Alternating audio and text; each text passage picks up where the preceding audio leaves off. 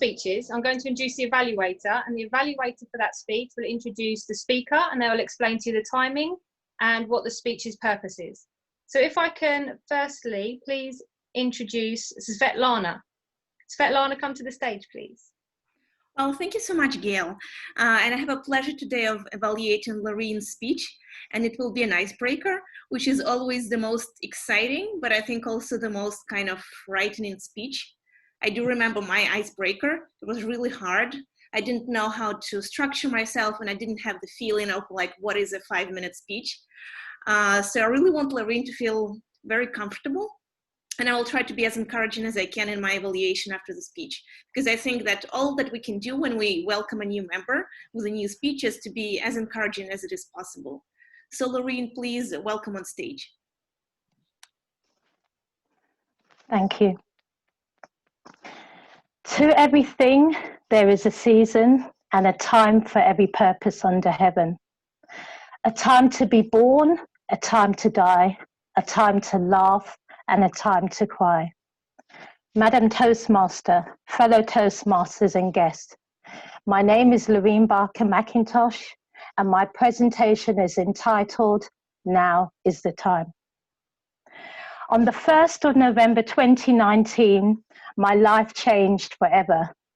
My ordinary Friday turned into one that I will never forget. Working from home, undertaking activities unperturbed, concluding my last task for the day, then the call came. My dad had collapsed and was being resuscitated. We rushed to the hospital, but within hours, my amazing, wonderful father was gone. A time to be born and a time to die. The days that follow immediately are a blur with a mix of emotion. You see, my dad's famous words were, I want to live until I die. And he did so, no stones unturned.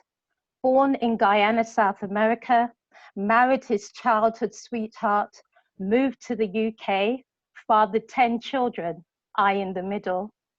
Worked in the field of carpentry that he loved, traveled to almost every continent in the world, retired and spent all his time in the allotment. At his funeral, there were over 700 in attendance to celebrate his life. He lived until he died. My dad made the most of all of his time. The sudden passing of my father made me reflect on my time. How do I measure it against what my dad had achieved? Actually, what is time? The dictionary definition of time is a continued progress of existence and events in the past, present, and future, and regarded as a whole. The continued progress of existence. How am I utilizing my progress of existence, my time? By nature, I'm an amazing innovator, and I'm also an awesome procrastinator.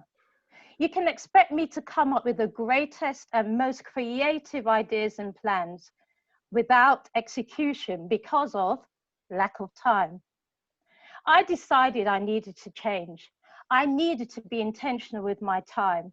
I needed to be more like my dad. I do not know when my existence would become static, but I decided now is the time to act. Now is the time to give back to my community, such as my elderly neighbor, who I keep meaning to spend time with, or even to get to know people on the street. Now is the time on touching lives. One of my favorite writers or statement is Maya Angelou's, where it says, you may never remember what a person says to you.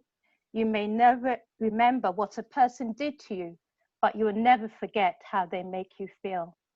And at my dad's funeral, there were so many people talking about how they made him feel. I want to leave the same legacy as my father. Now is the time to self-improve, improve my swimming, and learn how to dive in the deep end, improve my Guyanese cooking so I could be excellent like my mum, improve my public speaking to own my room, own my space in the room, and enjoy speaking out, hence the reason for joining Toastmasters. So now, months later, my neighbor and I are spending a lot more socially distance time together, and I'm now the administrator of our local WhatsApp group.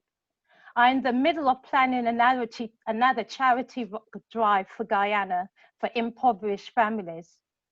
Prior to COVID-19, I dived for the first time, and today, as I say, I stand as a new fellow member of this Croydon Toastmaster Club.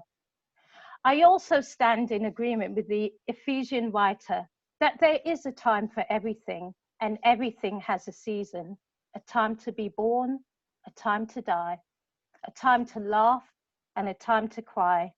And now is the time. In fact, now is my time. Thank you.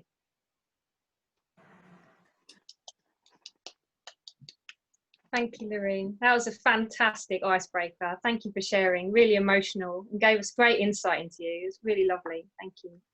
Could I please invite our first evaluator, Svetlana? Please welcome Svetlana. Thank you very much, Gail. And thank you, Loreen, for your very inspiring and very emotional speech. It was really well done. I especially like how it was framed with the same thought. You started with this image of time passing, but also that time can have its seasons, and there can be time for being born and a time to die. And you started with this idea and you ended with this idea. It was really, really well framed. I also like that it was not only abstract, like you didn't just say that time has seasons, but you shared a very personal story. And I think there can't be anything more effective in public speaking than sharing a personal story, and not just a story of transformation, about a moment of change, about someone you loved. I think this is very, very strong material, and it made me connect to you. And I think all of us were listening and we all wanted to hear more. So these were all very strong moments. As I've said, you were emotional, it felt very personal, I felt inspired. And there was a clear message.